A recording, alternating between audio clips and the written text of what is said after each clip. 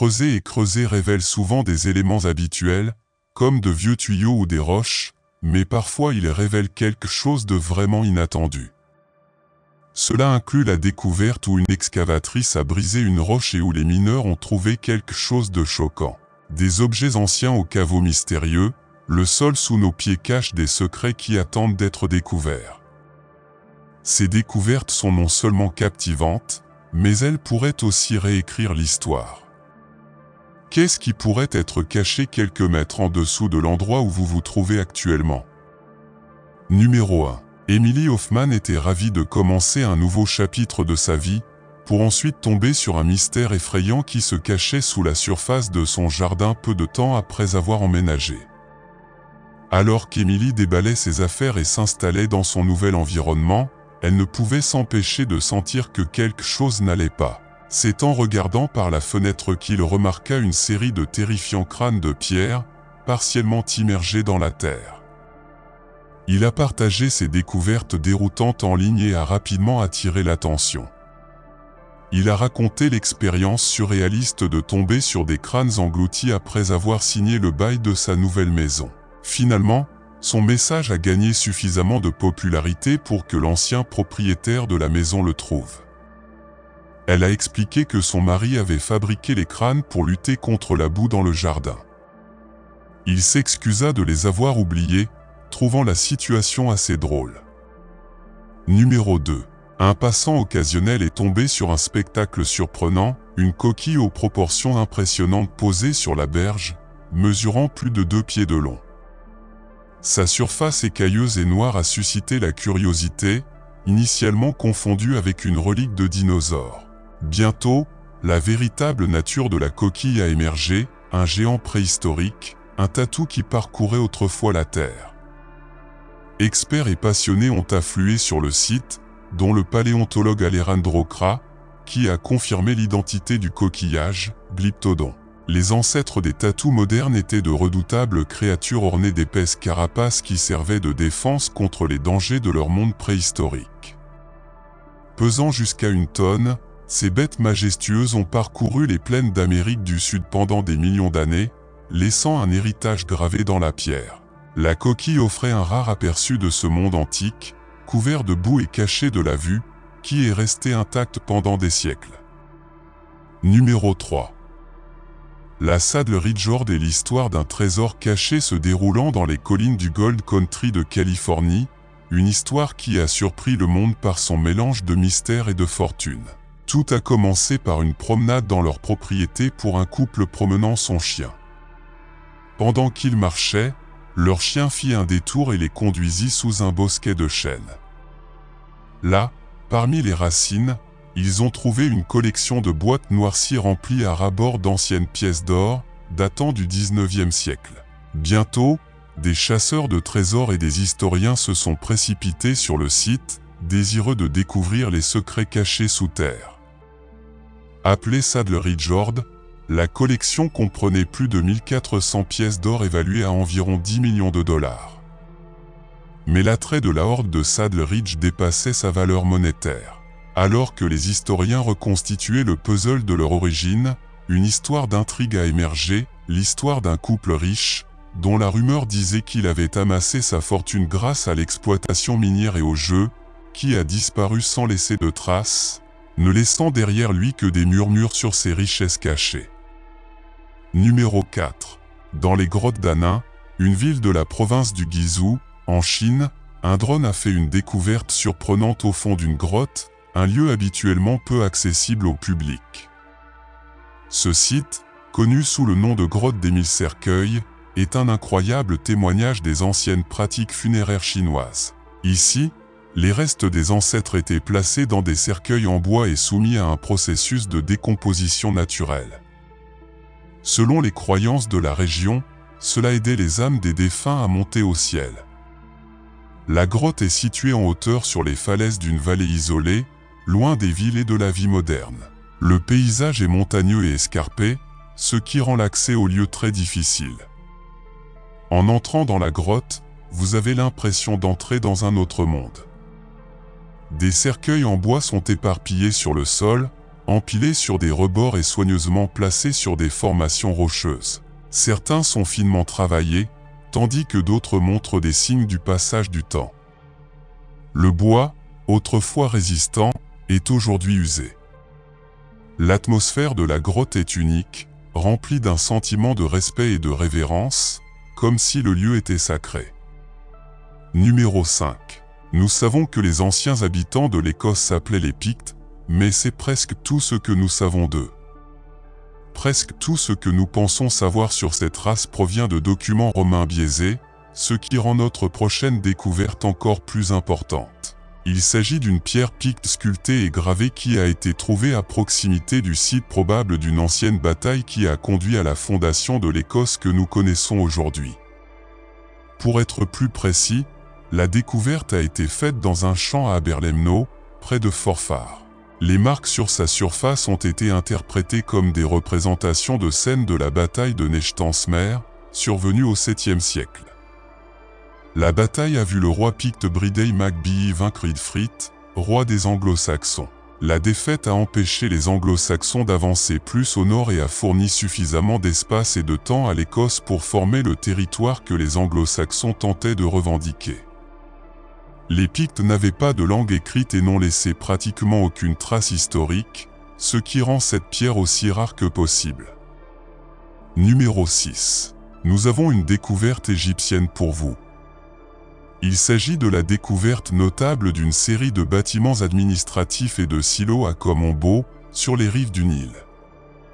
À l'époque de l'Égypte ancienne, cette partie du pays était connue sous le nom de Nu, un nom qui se traduit par la ville de l'or. De nombreux bâtiments et pièces récemment découverts peuvent être datés de la première période intermédiaire, qui a commencé en 280 avant JC, et a duré jusqu'en 2050 avant JC. Les 20 silos du site semblent avoir été utilisés pour stocker des céréales. Le nom de la cité de l'or vient du fait que cet endroit était autrefois un centre vital de l'activité commerciale dans l'Égypte ancienne, mais qu'au cours de ces années de boom, il était également important en tant que centre agricole. Cependant, les gens qui ont acheté leurs céréales là-bas ont peut-être reçu plus que ce qu'ils avaient négocié, car les archéologues ont trouvé des os et des excréments de rats fossilisés à l'intérieur des silos, ce qui indique que l'infestation de rongeurs constituait un problème grave. L'argent gagné grâce au commerce a servi à la construction du temple de Kom-Ombo, dédié au dieu crocodile Sobek et qui constitue l'une des structures les plus remarquables de la région. Numéro 7. Nous examinons les découvertes anciennes et nouvelles dans cette vidéo, alors en voici une qui date de 1867, il s'agit du poignard Inja, qui a été trouvé sur l'île danoise de Funan. Les experts le considèrent comme le meilleur exemple existant de poignard en silex en forme de queue de poisson et affirment qu'il vient de la fin de l'âge de pierre nordique, ce qui lui donnerait environ 3800 ans. Au Danemark, le poignard Inja est considéré comme une icône culturelle nationale, à tel point qu'il figure sur le billet de 100 couronnes du pays. La description de l'artefact comme un poignard en queue de poisson vient de la forme de sa poignée, bien que l'on puisse également affirmer que la forme de la lame ressemble également à un poisson. On pense que sa conception était basée sur des poignards en bronze fabriqués dans d'autres régions d'Europe. Certains de ces poignards sont arrivés au Danemark et, même si les anciens Danois étaient incapables de les reproduire, ils étaient capables de fabriquer quelque chose de similaire à partir de silex local. Des poignards similaires ont continué à être fabriqués dans la région jusqu'à l'âge du bronze, c'est donc une conception qui a duré plusieurs siècles.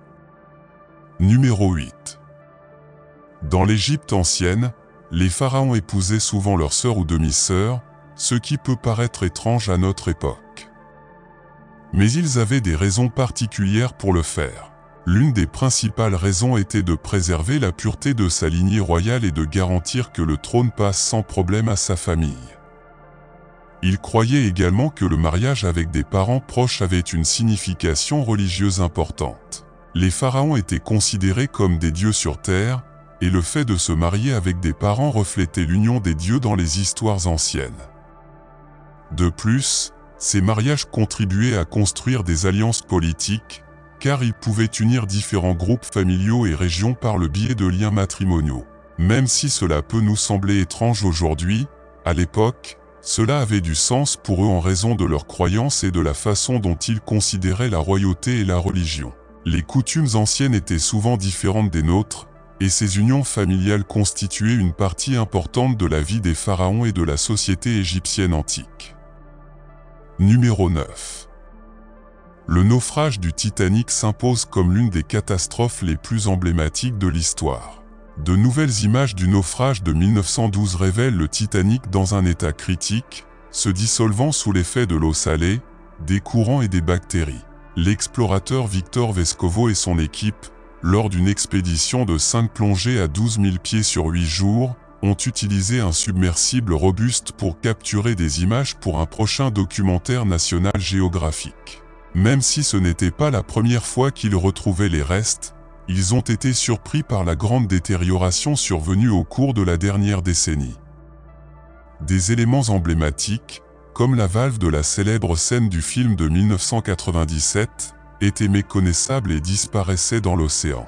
Le Titanic devrait se détériorer complètement dans les décennies à venir. Dans un geste de respect, l'équipage a déposé une couronne et a organisé une brève cérémonie à la mémoire de ceux qui ont perdu la vie il y a plus d'un siècle.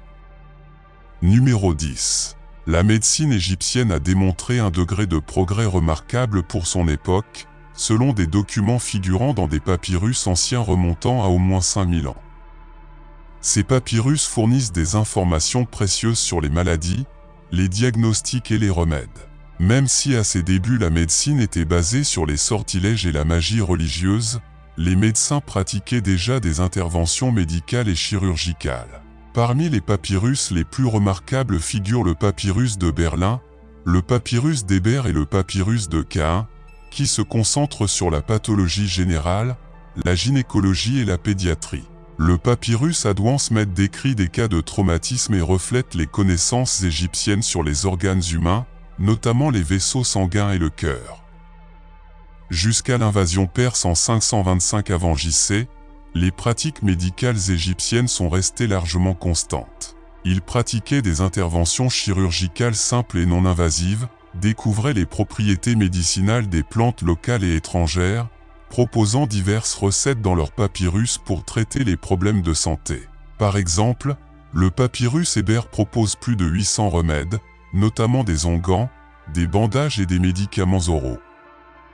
Les Égyptiens utilisaient également des outils chirurgicaux métalliques, découverts dans la tombe de Toutankhamon, en bronze. La chirurgie était courante pour traiter les blessures physiques. Ils ont développé un système de triage qui classe les blessures en catégories traitables, douteuses et incurables.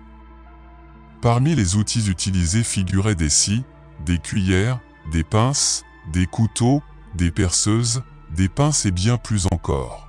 La circoncision était une pratique courante et ils utilisaient des prothèses telles que des orteils, des yeux et des langues artificielles. Ils possédaient de solides connaissances chirurgicales en matière de momification et d'autopsie religieuse, leur permettant de bien comprendre la morphologie humaine. Ils ont même réussi à déduire correctement la fonction de certains organes. Ils comprenaient que le sang transportait l'oxygène et éliminait le dioxyde de carbone, et ils connaissaient le pouls et sa relation avec le cœur. Ils ont théorisé sur les canaux qui transportaient l'air, le sang et l'eau à travers le corps, développant des méthodes pour traiter les maladies à l'aide de laxatifs qui débloquaient ces canaux. Le papyrus Héber mentionne le lavement comme méthode d'administration de médicaments. En général, certaines pratiques médicales égyptiennes, notamment dans le domaine de la chirurgie, étaient efficaces, comme le décrit le papyrus d'Edwin. Les médecins égyptiens antiques promouvaient l'hygiène et une alimentation saine comme mesure préventive contre les maladies. De plus, ils possédaient des connaissances médicales approfondies qui ont déconcerté les scientifiques modernes. Numéro 11. Une région vaguement définie de l'océan Atlantique est entourée de mystères depuis des décennies, gagnant en notoriété grâce à la mystérieuse disparition de nombreux navires et avions sous les vagues du triangle des Bermudes. Un fond marin mystérieux se cache avec des plaines sous-marines spectaculaires, des chutes et des chaînes de montagnes submergées, générant diverses énigmes. Un mystère intrigant concerne les hydrates de méthane sous-marins, qui pourrait provoquer des bulles massives susceptibles de couler des navires, bien que cette théorie n'ait pas encore été prouvée comme étant la cause définitive des disparitions dans la région. La fosse de Porto Rico, la partie la plus profonde de l'océan Atlantique, se trouve également sous les eaux du Triangle, offrant un terrain inexploré pour la recherche scientifique. Les profondeurs marines du Triangle des Bermudes recèlent des secrets non découverts qui déroutent les scientifiques et les explorateurs, ajoutant encore plus de mystère à cette célèbre énigme.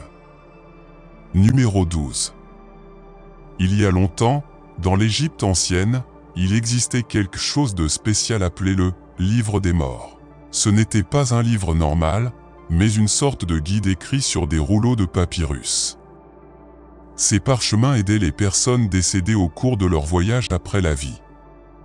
Lorsqu'une personne mourait, son corps était soigneusement préparé pour le voyage et l'un de ces parchemins spéciaux était placé à côté de lui. Ces rouleaux étaient comme des cartes indiquant comment se rendre à un lieu important où l'âme était jugée. Si l'âme réussissait le test, elle pourrait aller dans un endroit magnifique, sinon, il lui arriverait quelque chose de grave. Le « Livre des morts » contenait des mots et des astuces magiques qui aidaient l'âme à surmonter les problèmes en cours de route. Il indiquait également quelles choses offrir et quels mots dire. Il y avait même de petites statues qui faisaient le travail pour l'âme. Chaque parchemin était différent et adapté à la personne décédée. On croyait que ces mots et symboles aideraient l'âme dans son voyage afin qu'elle puisse vivre éternellement en paix. Ces rouleaux nous racontent comment les anciens Égyptiens croyaient à la vie après la mort et à la découverte de l'éternité. Numéro 13. Immergé sous les eaux cristallines de la Riviera italienne, à environ 17 mètres de profondeur, se trouve l'émouvant Christ des Abysses, une statue en bronze de Jésus-Christ érigée en 1950 et réalisée par le plongeur italien Giulio Marante. Cette sculpture de 2,5 mètres est un émouvant hommage à Dario Gonti, un ami de Marante décédé tragiquement sous l'eau. Si ce n'était pas un plongeur qui l'avait capturé, ce serait difficile à croire. Aux origines poignantes, il existe désormais 2 monuments identiques honorant le Fils de Dieu. Le premier se trouve au large de Saint-Georges, dans le sud-est des Caraïbes, initialement submergé avant d'être déplacé vers le front de mer. Le second, offert à la Société sous-marine américaine, orne les fonds marins à 8 mètres de profondeur, à proximité de la barrière de corail Dr. Rock, au large de la Floride. Les 2 répliques reflètent l'impact de la vision de Marante, et la statue originale se trouve au Musée national de la plongée en Italie. Chaque version du Christ des Abysses constitue un hommage émouvant qui transcende les frontières, offrant réconfort et réflexion à ceux qui explorent les profondeurs marines. Numéro 14. Les anciens Égyptiens ne plaisantaient pas lorsqu'il s'agissait d'avoir une haleine fraîche. Ils utilisaient une pierre ponce pour pulvériser les cendres des sabots de bœuf et brûler les coquilles d'œufs pour les réduire en poudre. Cette poudre était ensuite appliquée sur leurs dents et leurs gencives pour protéger leur bouche des problèmes d'hygiène, et on disait qu'elle était très efficace à ces fins, du moins en ce qui concerne le nettoyage. En termes de santé globale, ce n'était probablement pas si génial, car cela provoquait activement un saignement des gencives au fil du temps.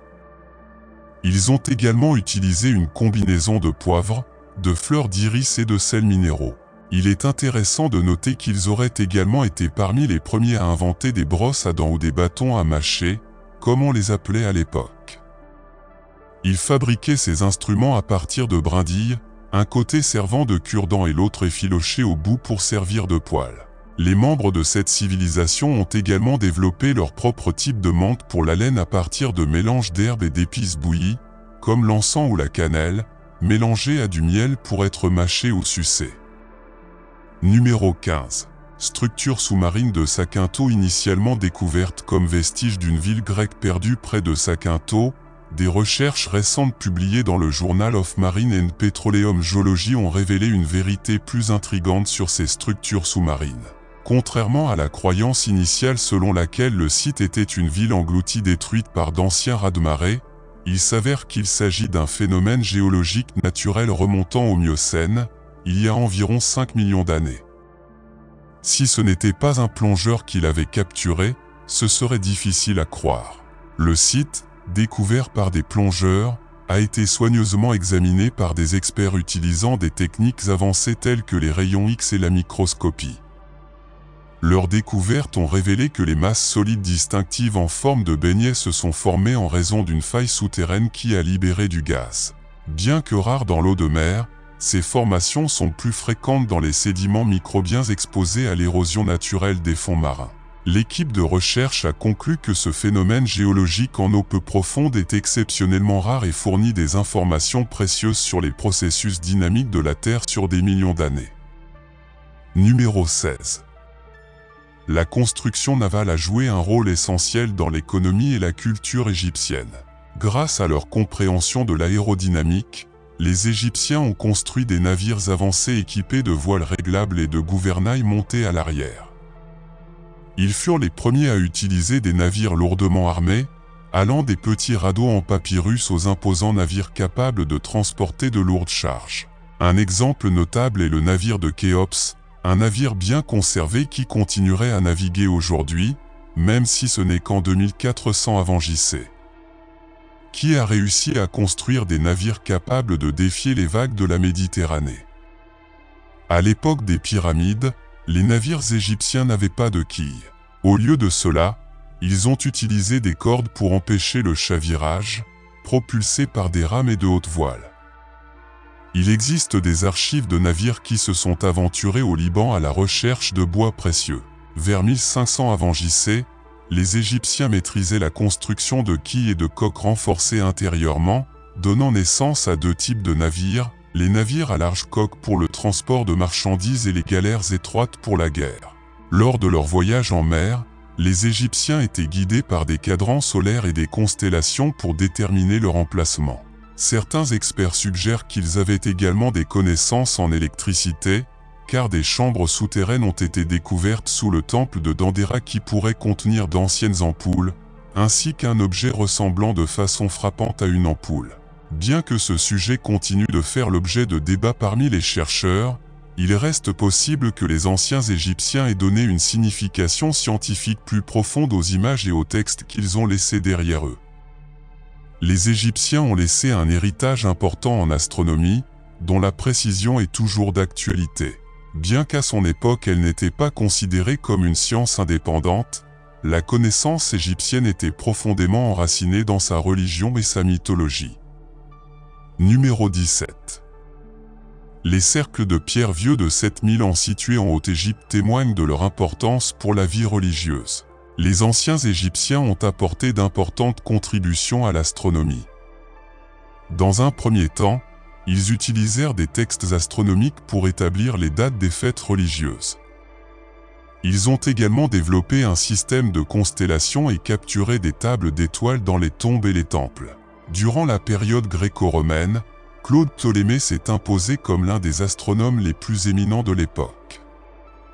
Il a catalogué plus de 1000 étoiles et décrit comment prédire le comportement planétaire. Les Égyptiens ont noté que la crue du Nil coïncidait avec l'apparition d'étoiles à la porte, utilisant cette observation pour créer un calendrier de 365 jours. Sa connaissance de l'astronomie a également influencé la construction d'édifices sacrés et l'instauration du jour de l'an. Les Égyptiens croyaient que leur dieu résidait dans le royaume d'Osiris, situé dans la constellation d'Orion.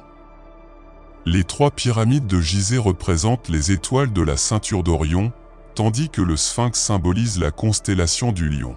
Aujourd'hui, les astronomes ont découvert que la pyramide avait été conçue pour pointer précisément vers les étoiles circumpolaires du ciel nordique. Grâce à leur connaissance en astronomie, les anciens Égyptiens ont découvert les étoiles variables et ont calculé avec précision la période EPS avant les Européens. Ils ont développé des outils tels que le cadran solaire, le sablier et le tic-tac pour mesurer le temps, divisant la journée en heures. Ils ont peut-être aussi proposé l'idée d'une Terre sphérique. Ils construisirent des temples alignés de manière astronomique, avec des toits conçus pour observer les étoiles et calculer les heures de la nuit.